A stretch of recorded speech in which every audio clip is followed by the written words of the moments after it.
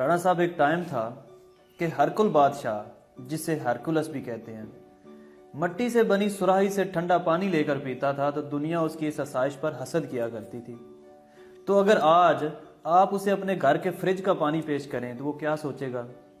अगर कानून को बता दिया जाए कि आपकी जेब में रखा एटीएम कार्ड उसके खजानों की उन चाबियों से ज्यादा बेहतर है जिन्हें उस वक्त के ताकतवर तरीन इंसान भी उठाने से आजिज थे, तो कानून पर क्या बीतेगी?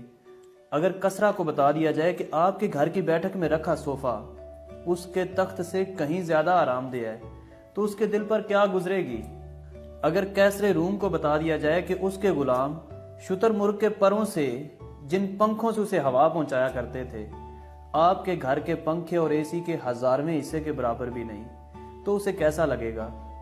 आप अपनी खूबसूरत कार लेकर हलाकू खां के सामने से फराटे भरते हुए गुजर जाइए, क्या अब भी उसको अपने घोड़ों पर गरूर और घमंड होगा?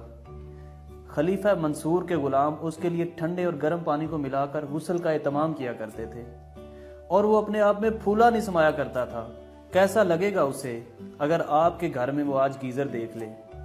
जनाब, आप बादशाहों जैसी रात में नहीं रह रहे, बल्कि सच ये है कि बादशाह आप जैसी रात का सोच भी नहीं सकते थे। मगर क्या करें, आपसे जब भी मिलें आप अपने नसीब से खफा और नालां ही नजर आते हैं। ऐसा क्यों है कि आपकी जितनी राहतें और वुसअतें बढ़ रही हैं, आपका सीना उतना ही तंग होता जा रहा है? अल्हम्दुलिल्लाह पढ़िए, शुक्र अदा कीजिए खालिक की उन नेमतों का जिनका शुमार भी नहीं किया जा सकता।